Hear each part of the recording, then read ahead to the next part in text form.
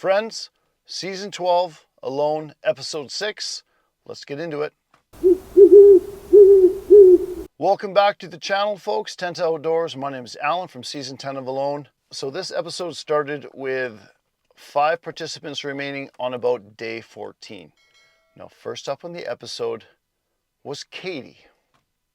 Just kidding. I'm starting to think that Katie may have been kidnapped by a bunch of baboons, or maybe a baboon stole all her camera equipment. Or on a serious note, maybe the flood damaged all her SD card footage. Maybe her footage on the show was damaged or accidentally erased, but I can't explain why there's so little footage of Kate. Perhaps production has something else in mind. Maybe she makes it far into the show and the last few episodes are focused solely on her. I don't know. I really don't know, but I'm hoping to get some answers soon. So I had a couple people tease me. This looked like my chest hair sticking out the top of my shirt. Just to clarify, folks, this is not my chest hair. This is a microphone, okay? Brenda and Colleen. First person up on episode 6 was Doug. Now, if you remember last episode, it ended when Doug had passed out. They showed him fall backwards, his legs kind of flop up, but his camera was continuing to run. And as he was laying there, some captions came up on the screen and the episode was over, kind of leaving us in a cliffhanger situation. I remember speaking about this last week and I said, he's probably okay. It does happen. I recalled and discussed some things that happened to me. I never passed out, but I often had like these serious head rushes and had to like put my head between my knees and kind of take a few deep breaths. That was near the end when I was, I was probably quite dehydrated and definitely didn't have enough calories going into my body. But he woke up and he was quite shaken by it. I mean, he looked around and he said, "Man, I could have fallen and hit my head on these rocks. I could have fallen over an embankment and ended up in water and cracked my head open." So he was obviously upset. But I figured he was going to just boil up a bunch of water, rest a bit, and make sure he was fully hydrated before he got back to work. Doug talked about how he had neglected water. He said he was well fed, but he didn't keep himself hydrated. And he thought that maybe the cooler weather with the rain kind of fooled him into thinking and feeling that he had enough water. He mentioned how he felt very lucky that he fell into a bush, and he was lucky because there are lots of things that you can hit your head on. There were rocks everywhere, and he was even fishing on an embankment near water. So all his concerns are totally valid. I'm not questioning that. I didn't really see it coming. He said that incident made him think a lot harder about safety and the rest of his life. Passing out was crossing that safety line for him, and he had made a promise to his wife that he would not continue if he didn't feel relatively safe. And based on all those events, Doug tapped out of the competition. No judgment here from me. Doug felt like that was the right decision at the time, and I hope today he still feels that way. Folks, we as audience members need to remember that this is a reality television show for entertainment, and Doug obviously felt that he wasn't willing to push any further and put his life at risk by passing out again and potentially hitting his head or putting himself in some sort of life-threatening situation or a situation that could impact him further on down the road. And I respect that. We're 14 days into the competition and we are down to 4 contestants remaining. Next up on the episode was Kelsey. Now, Kelsey made a comment right at the beginning about how when you're alone, you're thinking about so many things. And I could really relate to that because when I was out there, hours would go by thinking about who was left in the game, what I was going to do the next day, family at home. How long is this game going to go? Is everyone else finding food? Like, what's going on?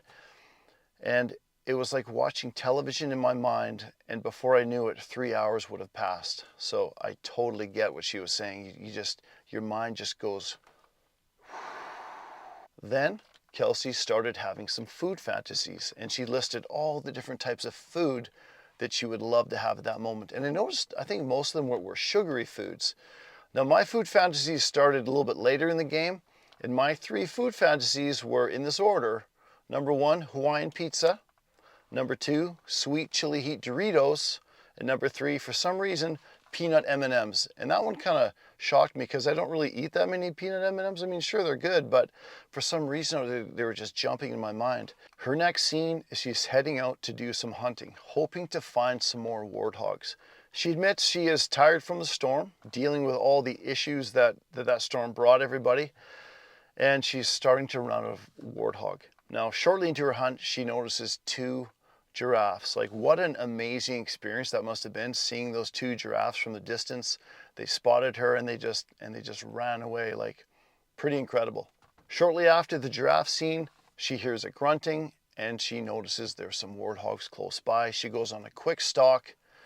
She gets within, it looked like maybe 40, 50 yards. It's hard to tell with the camera. And they kind of spotted her and were starting to move off. Looks like she drew her bow, thought about a shot, but wisely let down. And I really respect that from Kelsey. And she spoke about it a little bit. She didn't feel comfortable at that distance, shooting at a moving animal. And you know, she could have fired one and hoped for the best, but she didn't want to track a wounded warthog and showed a lot of respect for the animal. So they were obviously outside her effective range.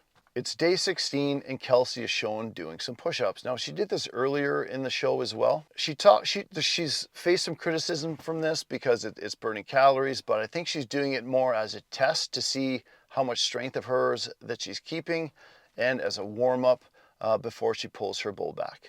Next scene, Kelsey spots a wildebeest but is unable to shoot that animal because of the draw weight of her bow. She talks about how she went on a long hike, a big loop, and she was feeling quite tired and regrets going that far, wasting that many calories with no luck. Kelsey heads down to the water's edge and she noticed her bobber had moved on her set line. I was pretty sure when I said, oh, her bobber's moved, I was pretty sure that it was due to a fish. And sure enough, she pulled it in. She had a small catfish on the end of her line. Great timing, good mental uplift. When you're feeling down out there, it doesn't take much to kick you out of that mode, and I think that catfish did that. I did notice Kelsey is cooking her fish on hot rocks over her fire instead of boiling it. Now, I've spoken about this before. Nathan talked about it before as well. If you boil your fish, you don't lose fat that drips into the fire. So, I mean, it probably tastes better cooking it the way she's choosing to do it, but you would gain a few more calories if you boiled it, consumed it, and then drank the broth. Production doesn't usually do this, but they showed Kelsey's rations that she brought with her.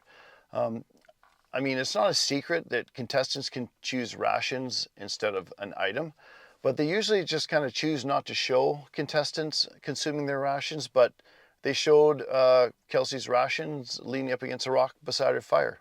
As she's cooking her fish, one of the rocks that she's cooking them on explodes due to moisture being trapped inside the rock. And obviously, as that moisture heats up, it expands and can cause rocks to explode.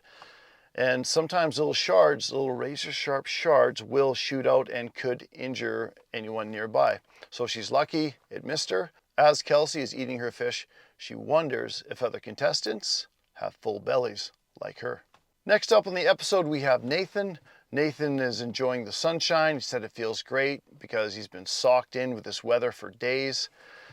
And he decides that he needs to work on his long-term shelter. Nathan wisely chooses a spot for his shelter that is protected from the wind and has some morning sun. Now Nathan decides to make a shelter out of stone because it's the most readily available material. So Nathan knows that the audience watching this season is going to criticize him for building such a large shelter that's going to take so much caloric expenditure. And he's aware of this because we all know in many past seasons, there's always several people who build a large shelter, forget about getting food for themselves and end up burning themselves out, building the shelter, and shortly tap out afterwards. He's aware of this. He says he feels he has the calories for it.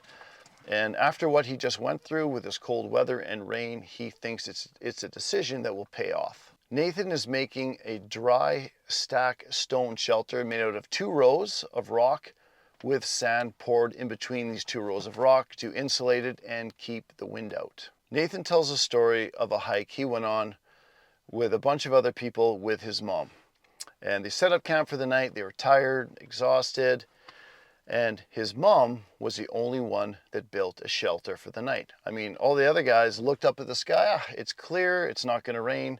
We're going to save our energy and not build a shelter. And sure enough, that night it rained, and his mom was the only one that kept dry. So he spoke to his mom about, "Mom, you were right. I should have listened to you. I didn't learn my lesson." It was a pretty good scene.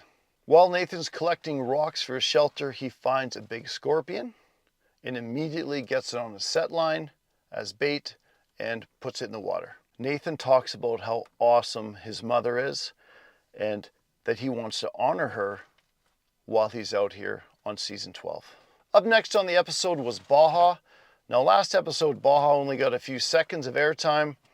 They quickly showed him huddling under his tarp and saying that his tarp was leaking. This episode 6, he did get a lot more airtime. Like Nathan, Baja speaks about how good that sun feels. He's been in his shelter for days, and he wants to go on a hunt and explore more of his territory. Shortly into his hunt, Baja spots a kudu in the distance. He decides to go for a stalk, and he wants to try to intercept this animal without being noticed. Now, he spoke about how he wants to get within 30 yards of this kudu for a shot. Now, even in the traditional archery world, 30 yards is still considered a fairly long shot. Unfortunately, this kudu gave him the slip. Baja talks about how he's feeling a little disappointed with himself for not acquiring enough food, and he has buffalo thorn leaves for dinner. Baja spoke about the hardships of his youth in the Soviet Union and is very thankful he was able to get out, and he would continue to do anything for his family. It's day 16. Baja tells us about a dream he had. It was pretty funny. He dreamt he had these flowing locks of long hair, but he had a bald spot in the middle. He feels it's going to be a very cold night, and he wants to build a fireplace inside his shelter.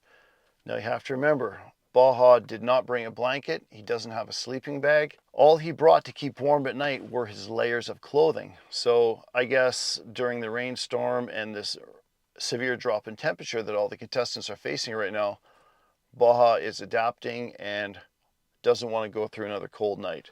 Very similar to when I realized that my sleeping bag wasn't keeping me warm anymore, and for the last 16 nights I was there, I heated up a bunch of hot rocks in my fire before I went to bed and stuffed them in my sleeping bag.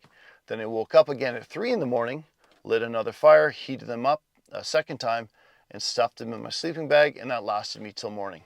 The next scenes were very interesting to me because they never showed it earlier, but Baja's been busy. Baja's been making clay bricks and firing them in his fire to construct this fireplace. His area where he's at is very rich in clay.